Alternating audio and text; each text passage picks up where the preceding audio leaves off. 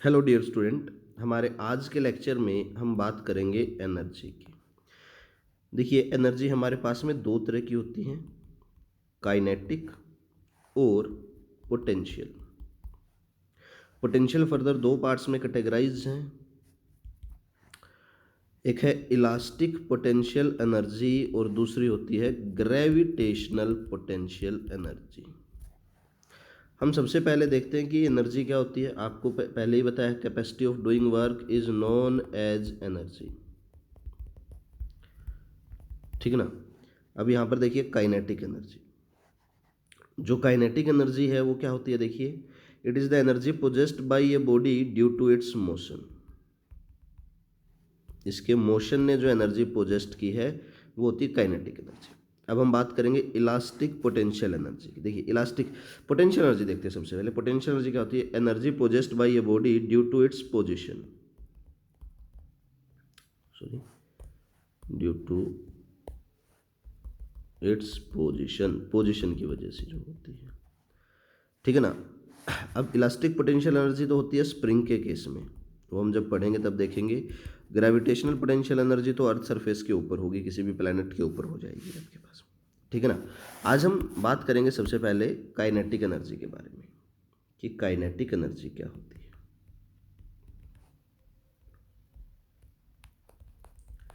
तो मैंने आपको बता तो दिया है, kinetic energy energy possessed by a body due to its motion. ठीक है ना, अपने मोशन की वजह से। तो ये है। मान लो इनिशियली बॉडी किसी भी वेलोसिटी से जा सकती होती है, लेकिन मैं एक बार जीरो मान लेता हूँ कुछ समझाने के लिए। इस बॉडी के ऊपर एक फोर्स लगा देता हूँ मैं एफ, इसका मास है एम। कुछ टाइम के बाद इस बॉडी ने let us suppose we velocity को एक्वायर कर लिया। ठीक है ना। अब देखिए, मुझे इसकी एनर्जी निकालनी है। एनर्जी तो कुछ नहीं होता, वर्क डन होता है। तो मैं क्या लिख सकता हूँ, work done D W is equals to F dot D S, यानी कि work done D W is equals to F D S cos theta. अब यहाँ पर अगर आप देखें तो देखिए, मेरी बॉडी भी इस तरफ जा रही है, यानी कि डिस्प्लेसमेंट जो है मेरा स्मॉल सा अगर मैं लेता हूँ यहाँ पर, तो डी एस इस डायरेक्शन में है, मेरा फोर्स भी इस डायरेक्शन में है। दोनों के बीच में एंगल कितना हो जाएगा, जीरो।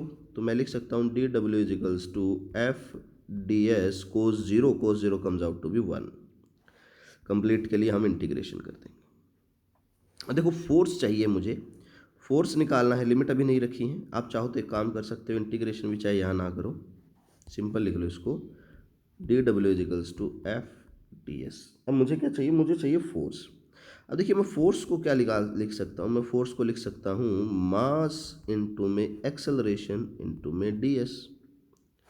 और एक्सेलरेशन को मैं क्या लिख सकता हूँ, एक्सेलरेशन को लिख सकता हूँ मैं मास इंटू में D V by D T into में डी एस।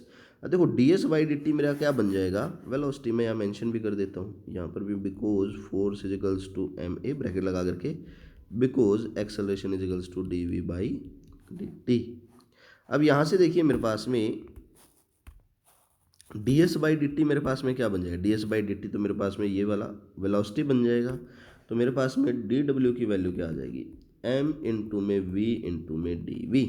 कंप्लीट के लिए क्या कर सकता हूँ मैं, इंटीग्रेशन कर सकता हूँ।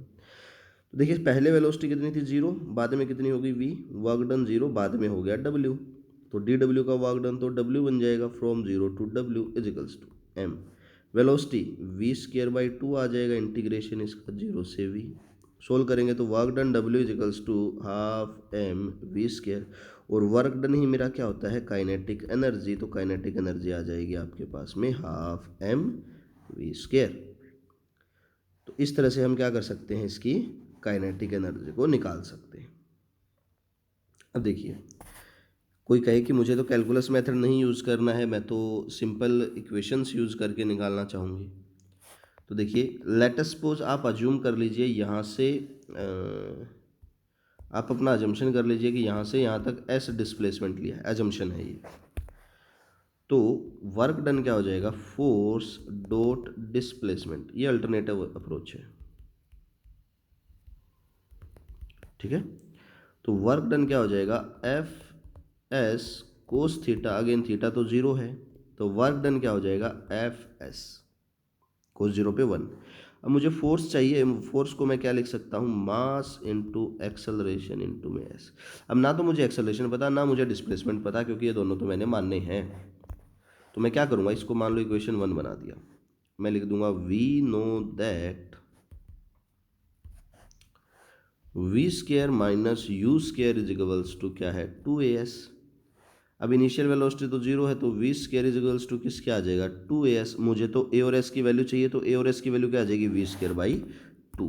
तो मैं रख दूंगा यहाँ से कि ए एस बराबर है वी स्केयर बाई 2। आप यहाँ लिख देंगे on using it in equation 1। अब इक्वेशन 1 क्या था, डब्ल्यू इज इक्वल्स टू क्या था, mass into acceleration into S. तो ए इंटू में एस की जगह मैं क्या लिख दूंगा यहाँ पर, वी स्केयर बाई 2, तो क्या आ जाएगा, एम इंटू में वी स्केयर बाई 2। तो वर्क डन मेरा क्या आ जाएगा, हाफ एम वी स्केयर। और यही मेरी क्या होती है, काइनेटिक एनर्जी।